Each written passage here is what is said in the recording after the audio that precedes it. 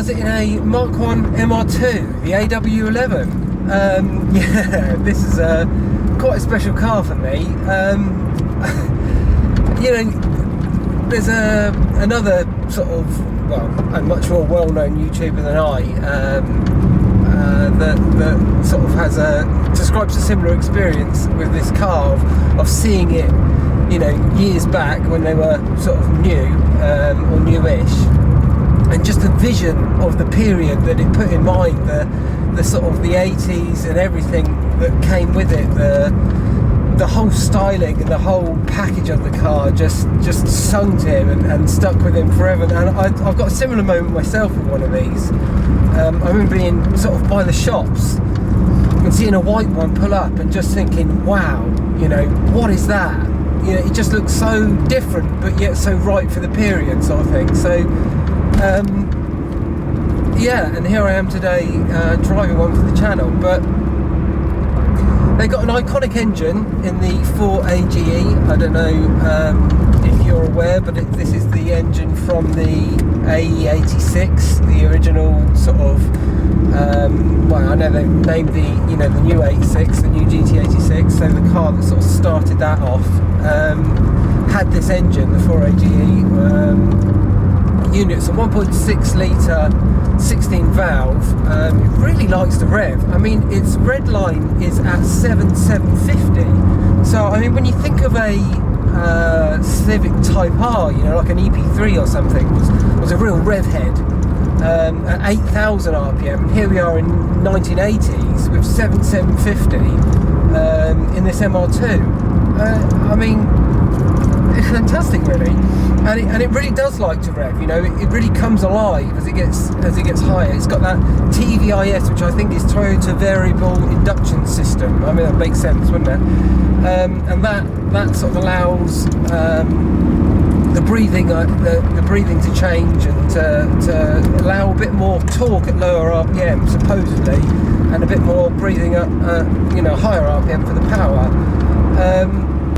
It's got 130 odd horsepower, 120 something, maybe 123 comes to mind, but let's say around 130 horsepower from the 1.6. And I'd say it does happen up high. But the interesting thing about this car is that it comes alive the minute you get in it, because it doesn't weigh that much. I mean, it's not as light as you might first think. They're about 1,000 kilos or so, maybe just over. I seem to remember them being a little bit heavier than the MX-5s of the time, but not a massive amount in it.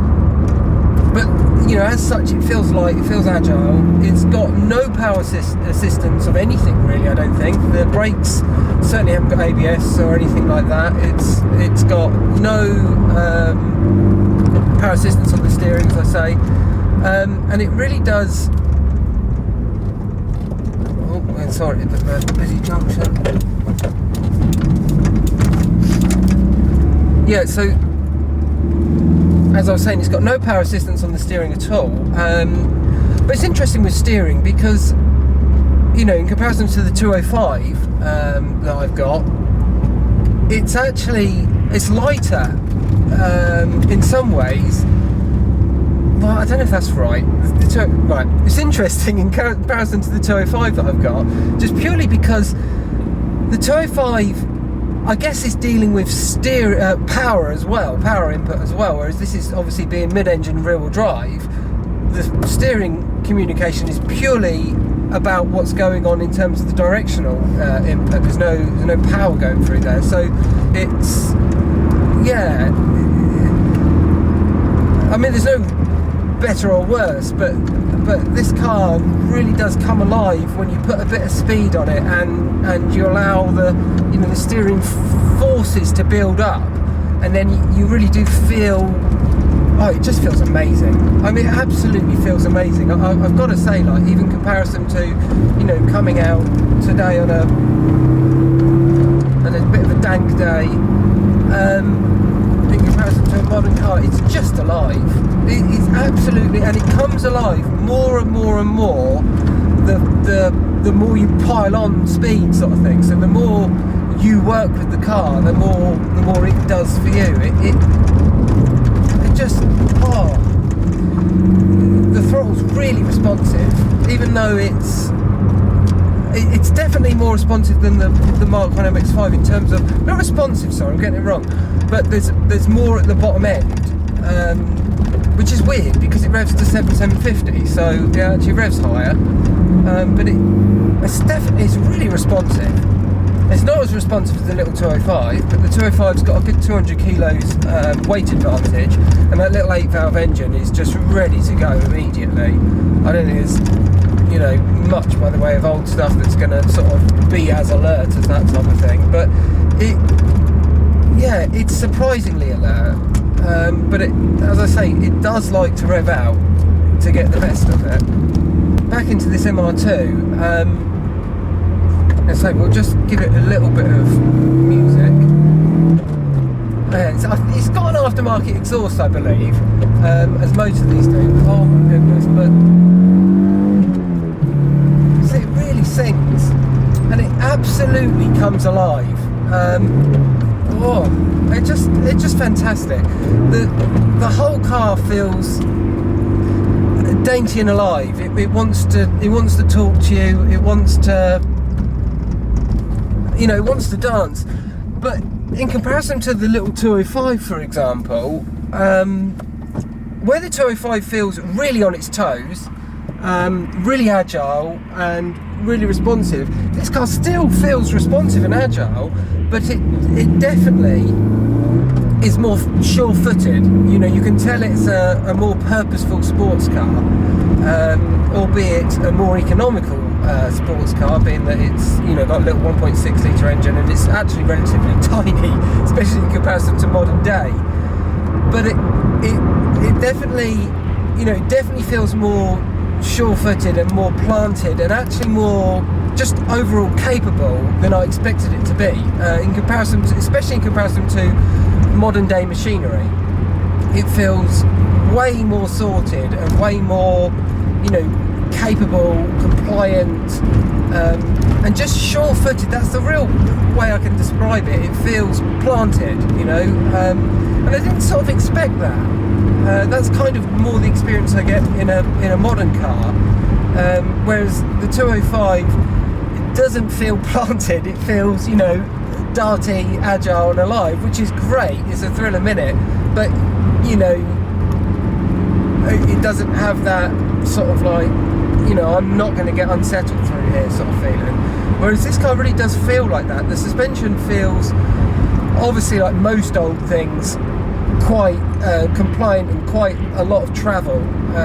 Modern cars have become very stiff. I presume a lot of that is also because of the body weights. In order to control that body weight, it's nice to have on these older cars a bit of movement and a bit of you know, a bit of fluidity as you drive along, and this car definitely has that in spades. But it is more planted than I expected it to be. Lovely for a heel and toe, absolutely lovely. Anything with a throttle, you know, an accelerator cable is oh, this is, what a glorious evening, is special for that type of thing. But yeah, I mean, it does 0 to 60 in the sort of MX5 region time. It's the sort of 8 odd seconds, about 120 odd top speed, but you know, it's not about the numbers again. This car makes you feel alive at ordinary speeds. The gear change is really smooth, really smooth. Do not expect it to be this smooth. It's not notchy at all. It just slots in, out, slots in and out. I mean, I probably think the MX5 is much more rifle bolty. It's got a bit more of a notch to it, a bit more of a purpose to it when it's changing through the cogs. But this is not worse, it's different. It's just smoother. It's just so smooth. We got a bit of a lorry coming up. So I just got to wait for this. But yeah, it's got a 5-speed gearbox, as most things did of this era. But as I say, the gear change is so smooth, so fluid, that it feels really polished and quite modern. I mean, this is obviously a very nice example, but nonetheless, you know, nonetheless it feels like new, basically. But the main story really is just the way the car comes alive. It really is the steering, and the fluidity to the way it travels. I was going to take a pause because it's such a good sunset. I'm going to try and get a shot with it in.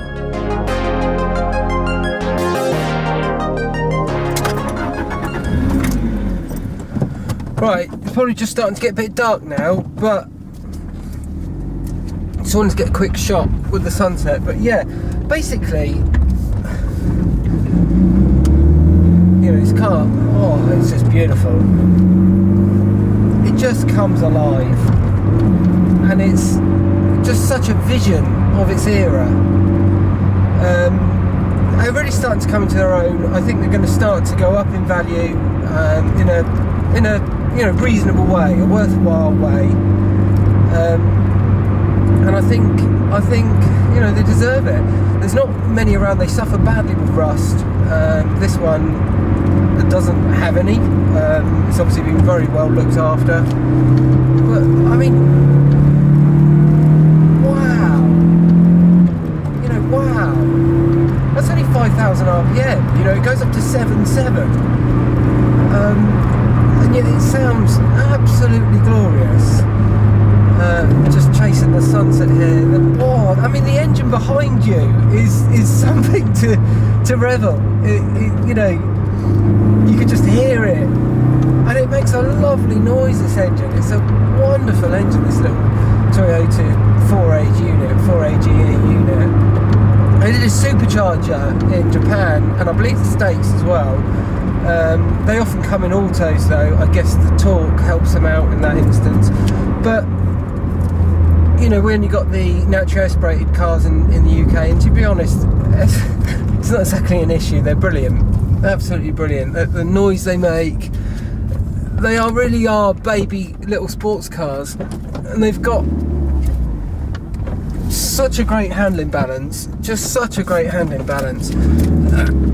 They will catch you out though, being mid-engined. They absolutely will catch you out if you let that pendulum effect take hold. It's not like the, you know, the MX5, which is really, you know, easy to kick the back end out and have some fun with it. These will go if they start to slide. They're very difficult to catch.